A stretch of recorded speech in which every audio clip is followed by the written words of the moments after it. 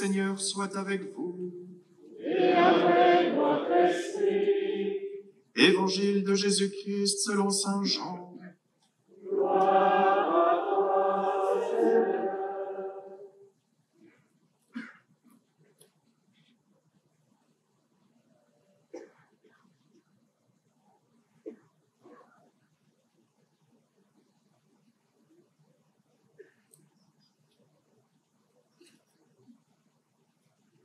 En ce temps-là, Jésus disait à Nicodème, « Nul n'est monté au ciel, sinon celui qui est descendu du ciel, le Fils de l'homme. De même que le serpent de bronze fut élevé par Moïse dans le désert, ainsi faut-il que le Fils de l'homme soit élevé, afin qu'en lui, tout homme qui croit ait la vie éternelle. Car Dieu a tellement aimé le monde qu'il a donné son Fils unique, afin que quiconque croit en lui ne se perde pas, mais obtienne la vie éternelle. Car Dieu a envoyé son Fils dans le monde, non pas pour juger le monde, mais pour que, par lui, le monde soit sauvé. » Acclamons la parole de Dieu. Louange à toi, Seigneur Jésus.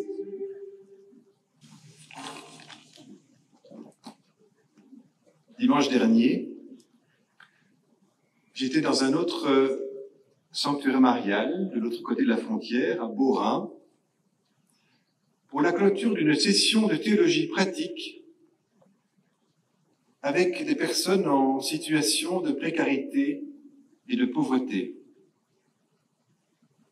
Et le thème était « La croix, source d'espérance ».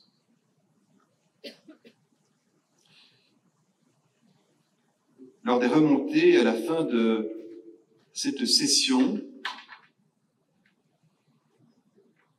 de nombreuses paroles nous ont touchés. Notamment une participante qui nous a dit « Il faudrait retirer Jésus de toutes nos croix, car il est ressuscité. » Cette personne exprimait ainsi déjà le sens de la fête d'aujourd'hui, celle de la croix glorieuse. Oui, la croix renvoie à la souffrance et à la mort. Mais d'elle surgit aussi la vie nouvelle, la gloire du ressuscité.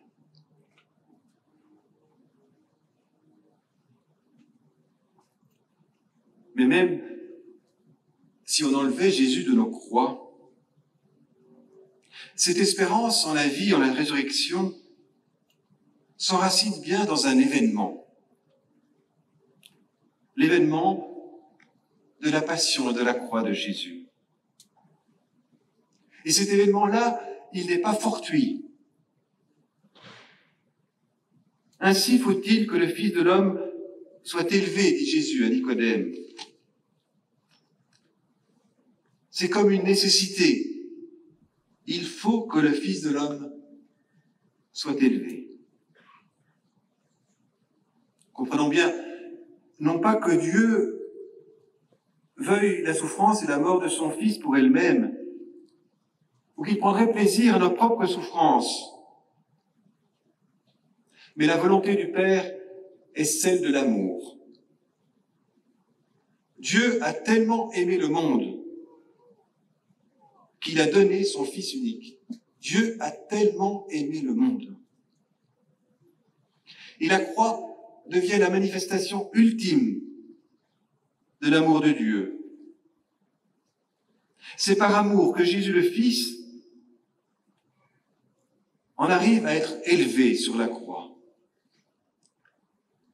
Un amour pour le monde, un amour pour chacune, pour chacun, afin, dit encore l'Évangile, qu'en lui, tout homme qui croit ait la vie éternelle. À Nicodème, ce notable juif venu trouver Jésus de nuit, Jésus vient déjà lui révéler le sens profond de la croix qu'il aura à subir. Dieu a tellement aimé le monde qu'il a donné son Fils unique.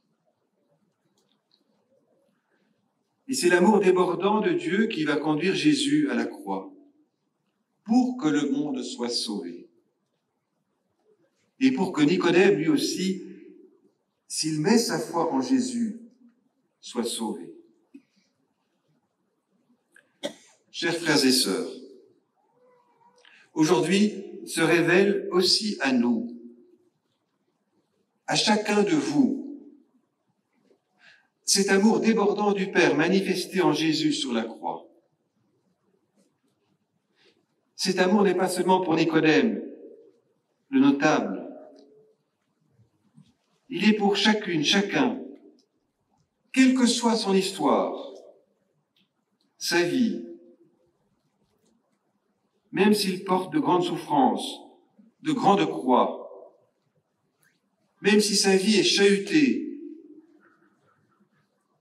même s'il lui est arrivé de faire de grosses bêtises, la croix est pour chacun et pour chacune. La croix est aussi pour moi. L'amour de Dieu est aussi pour moi. Il n'y a qu'une seule condition pour l'accueillir, pour recevoir cet amour, ce pardon, cette espérance de vie qui jaillit de la croix. Mettre ma foi et ma confiance en Jésus. Parmi les personnes réunies dimanche dernier à Beaurain, beaucoup ont porté ou portent encore de lourdes croix. Comme notre monde aujourd'hui, et beaucoup de nos contemporains portent de nombreuses croix. Mais ces mêmes personnes, dimanche dernier, ont témoigné aussi de cette rencontre avec Jésus et de Jésus en croix, source d'espérance. Et cette rencontre, cette espérance n'est pas sans incidence sur leur propre vie. Car pour celui qui fait l'expérience de l'amour de Dieu, de Jésus en croix, et qui met sa foi en lui, la vie est transformée. Paul, reprenant dans la deuxième lecture que nous venons d'entendre de la lettre aux Philippiens, reprenant cet hymne louant l'abaissement de Jésus-Christ jusqu'à la mort sur la croix et son exaltation par Dieu,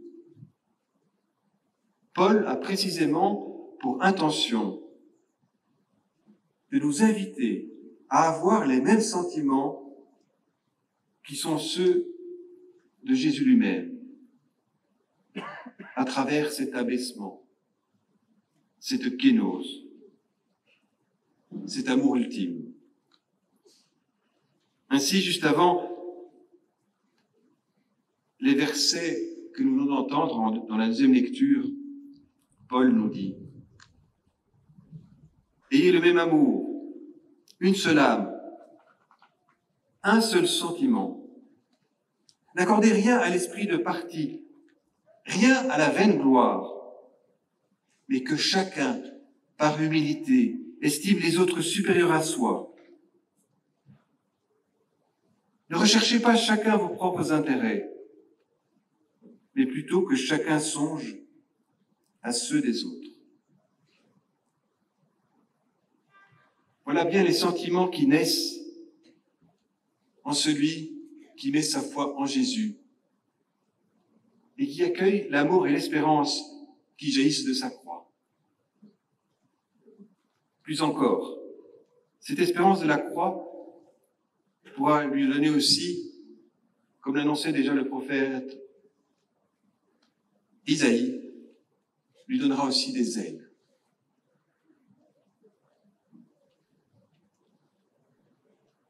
Et contrairement à une boisson bien connue,